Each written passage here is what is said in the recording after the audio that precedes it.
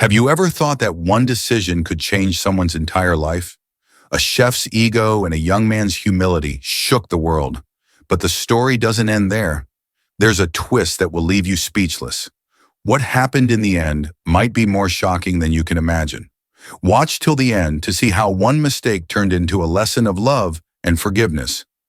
If this story touches your heart, let us know in the comments, like this video, and don't forget to subscribe for more inspiring stories. Let's spread the message of love and hope together. The aroma of truffle rosado wafted through Manifik, a restaurant that embodied luxury and exclusivity. Every table sparkled under the glow of chandeliers, adorned with the finest crystal and silverware. The soft hum of classical music blended with the laughter of the elite clientele, creating an atmosphere of refinement. This was not just a place to dine. It was an experience reserved for the city's most influential figures. That evening, like many others, the restaurant buzzed with quiet sophistication until a ripple of whispers swept through the air. A waiter, his face suddenly pale, hurried back to the kitchen. "Barron Trump is here," he gasped, his voice barely above a whisper. The name sent an unmistakable wave of tension through the staff. Heads turned, forks hovered mid-air. Conversations dropped to murmurs as eyes discreetly followed the entrance. And then, as if stepping out of a scene from a movie, Barron Trump, the young son of the former president, entered. Flanked by his security team, he carried himself with an air of quiet confidence, his presence both commanding and unsettling. Behind the kitchen doors, head chef Olivier, a culinary genius renowned for his mastery, glanced up from his station. His expression darkened. "Not tonight," he muttered under his breath. His sous chef, Marco, froze mid-prep. "What do you mean, chef?" he asked wide-eyed. Olivier's jaw tightened. I'm not serving him." His voice was calm yet resolute. The kitchen staff exchanged nervous glances. No one had ever refused service to such a high-profile guest, especially not in Manifik, where discretion and hospitality were paramount. "Chef, you can't be serious," Anna, the pastry chef, whispered. "This could ruin us." Olivier's grip on his knife tightened. He exhaled sharply. "I have my reasons." Outside, Barron sat at his reserved table, seemingly unfazed. But the tension in the restaurant was undeniable. Guests exchanged puzzled looks. A hush spread as time stretched, and yet no order was taken. Thomas, the maître d', approached Olivier with an urgent whisper. "His team is asking for their order. What should I tell them?" Olivier wiped his hands on a cloth, his voice steady but firm. "Tell them there's no service for him tonight." And with that, a storm began to brew, one that no one could stop. A heavy silence settled over the kitchen as Olivier's words hung in the air. His staff exchanged nervous glances, their faces a mix of shock and disbelief. Marco was the first to break the silence. "Chef, you don't mean that," he said, his voice urgent. "This is Barron Trump. You can't just refuse to serve him." Olivier kept his gaze fixed on the countertop, his hands steady as he wiped his knife. "I can, and I just did." Anna, the pastry chef, stepped forward, her expression a mix of concern and desperation.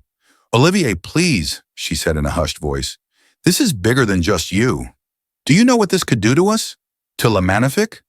Thomas, the maître d', wiped the sweat from his brow. "His security team is waiting for an explanation. Guests are already noticing something is off." His voice dropped lower, pleading. "You have to reconsider." But Olivier remained resolute. He inhaled deeply, his fingers tightening around the cloth in his hand. "I've made my choice." Marco slammed his spatula down onto the counter.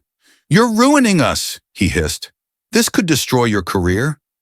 "It's not about my career," Olivier said quietly, though his voice carried an emotion none of them could quite place. Meanwhile, in the dining room, the tension spilled over. The soft murmur of conversation turned into loud whispers. Guests craned their necks toward Barron's table, where his security detail stood alert, their expressions unreadable. A woman at a nearby table leaned toward her husband. "Is he really refusing to serve Barron Trump?" she asked, her voice filled with disbelief. Another guest scoffed. "Who does that?" As the minutes dragged on without service, confusion turned into frustration. A man near the bar muttered, "This is unacceptable." What kind of establishment refuses a guest like him? But others disagreed. A younger woman scrolling through her phone whispered to her companion, "People have the right to take a stand, even in their own kitchen." The tension inside Manifik rose like a boiling pot on the verge of spilling over. The waitstaff hesitated, unsure whether to approach Barron's table or wait for direction. Then a voice cut through the noise, sharp and urgent. "He's refusing Barron Trump," someone exclaimed. And with that, the restaurant erupted into chaos. The air in the kitchen was thick with tension. Olivier's staff stood frozen, waiting for an explanation that didn't come. The clatter of pots and the sizzle of pans had faded into an eerie silence. The chaos in the dining room was growing, but inside the kitchen, everything had come to a standstill. Marco, still seething, finally spoke. "Why, Olivier? Why are you doing this?" His voice was sharp, edged with frustration. "This isn't just about a guest. This is about Barron Trump. If you don't explain yourself, we're all going down with you." Anna crossed her arms, her eyes filled with uncertainty. "Is this personal?" she asked hesitantly. "Because if it is, we deserve to know." Olivier exhaled, his fingers pressing into the counter as if steadying himself. His jaw tightened before he finally spoke, his voice barely above a whisper. "Do you remember the protests 3 years ago?" The question caught everyone off guard. Marco blinked. "What does that have to do with tonight?" Olivier swallowed hard. His eyes, usually sharp and focused, now looked distant. "I was there," he admitted. "Outside the Capitol." Anna's brow furrowed. "The one that turned violent?" Olivier nodded. His voice cracked as he continued. "I lost my younger brother that day. Wrong place, wrong time. He got caught in the chaos." The weight of his words pressed down on the room like a heavy fog. The kitchen, once filled with nervous energy, was now utterly still. Marco's spatula slipped from his hand, clattering onto the floor. Olivier continued, his voice raw with pain. "It wasn't just a protest to me. It was the day my family was shattered." His fingers curled into fists. "And every time I see that name, Trump, I'm reminded of it." Anna's expression softened. "Olivier," she whispered, but she didn't know what else to say. The staff looked at each other, unsure how to react. This wasn't just about refusing a guest. This was grief, unresolved and consuming. "It's not Barron's fault," Olivier admitted, his voice thick with emotion. "I know that." He finally looked up, his eyes glistening. "But when I saw him sitting there, it felt like my loss was staring me in the face." The kitchen remained silent. The restaurant outside was in turmoil. But inside, Olivier stood in the wreckage of his own pain, and now finally his staff understood. It didn't take long for the world to find out what had happened inside Manifik. A guest seated just a few tables away from Barron Trump had discreetly recorded the commotion and uploaded it online. Within minutes, social media was ablaze with reactions. The hashtags boycott Manifik and stand with Olivier trended simultaneously, dividing the internet into two camps. On one side, people were outraged. Who does this chef think he is? Refusing service to a kid just because of his last name? That's discrimination. One user tweeted, racking up thousands of likes. Another post read, "Politics has no place in hospitality. If you own a restaurant, you serve everyone, no matter who they are." News outlets quickly picked up the story. Talk show hosts debated the ethics of Olivier's decision, some calling it an act of defiance, others branding it as sheer unprofessionalism. Prominent figures chimed in, with some celebrities condemning Olivier for allowing personal grief to cloud his judgment. But not everyone saw it that way. Supporters of Olivier flooded the comments, arguing that a private business had the right to refuse service. Olivier isn't just a chef, he's a human being who suffered a loss. If seeing Barron Trump brought back painful memories, why should he be forced to serve him? One post read. A journalist wrote a think piece titled "Grief Has No Rules," defending Olivier's right to take a stand, even if it came at a cost. Back inside the restaurant, the backlash was immediate. Furious customers stormed out, canceling reservations on the spot. Others demanded explanations from the shaken staff, who had no words to offer. The phone rang endlessly. Some calls were from reporters, others from furious patrons vowing never to return. In the kitchen, Olivier remained composed, but his hands trembled as he scrolled through the flood of messages on his phone. Death threats, insults, but also messages of support. He wasn't sure what to feel. Marco, standing beside him, sighed heavily. "It's all over the internet now," he muttered, showing Olivier the news headlines. Olivier's lips pressed into a thin line. Let them say what they want. But his voice lacked conviction, because deep down he knew. This wasn't just about a restaurant anymore. This was about him, his pain, his decision, and now the whole world had an opinion on it.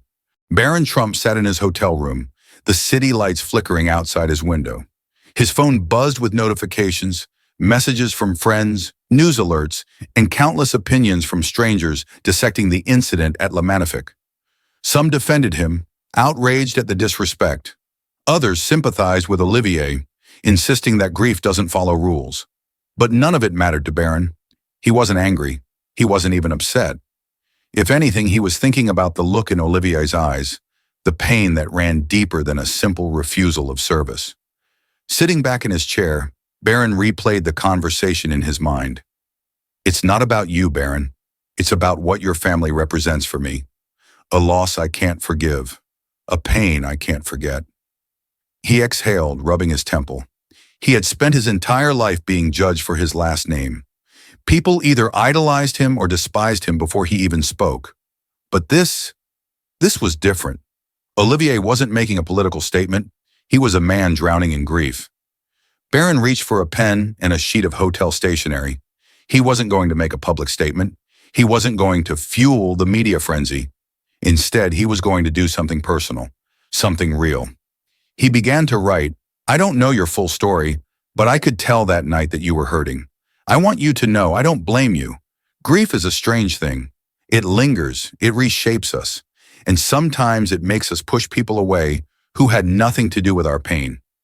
I can't pretend to understand your loss, but I do understand how heavy the past can feel. You don't owe me an apology. If anything, I hope you find the peace you're looking for. Carrying pain forever won't bring back the ones we've lost. I know that much. I don't hold anything against you, Chef. I just hope that one day you can let go of the weight you're carrying. Take care. Baron Antonio sat alone in his office, Baron's letter resting in his trembling hands. He had read it twice already, but the words still lingered in his mind. Carrying pain forever won't bring back the ones we've lost. For years, Antonio had allowed grief to dictate his actions. The loss of his son, Luca, had consumed him, filling every corner of his heart with anger and regret. When he saw Barron Trump walk into Manifik, it was like seeing a ghost. Luca's age, Luca's quiet strength, and he had reacted not with understanding, but with rejection. But Barron hadn't responded with bitterness. He had responded with kindness. For the first time in years, Antonio felt something shift inside him. He couldn't change the past, but maybe, just maybe, he could honor Luca's memory in a way that brought healing instead of pain. The next morning, he gathered his staff. I've made a decision, he announced, his voice steady but emotional.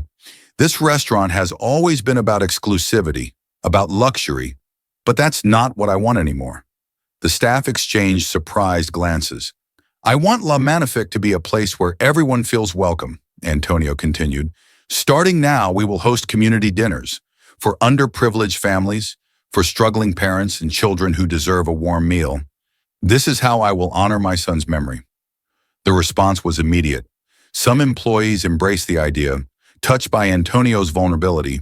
Others were skeptical, unsure how such a radical shift would affect the restaurant's reputation. Days later, Antonio received a message that stunned him. Barron Trump wanted to visit, this time to support the restaurant's new mission. When Barron arrived, there was no security detail, no tension, just a young man with a genuine heart. He walked into the kitchen, rolled up his sleeves, and said, So, chef, what's on the menu tonight? Antonio hesitated, then smiled for the first time in what felt like forever. How about we cook together? And they did. Side by side, Antonio and Barron prepared meals for families who had never dined in a place like Manifik. The laughter of children filled the air, and for the first time, the restaurant felt alive in a way it never had before. As weeks turned into months, Manifik became more than a restaurant. It became a symbol of forgiveness, love, and second chances. Antonio found peace, and Barron became more than just a public figure. He became a role model for humility and compassion.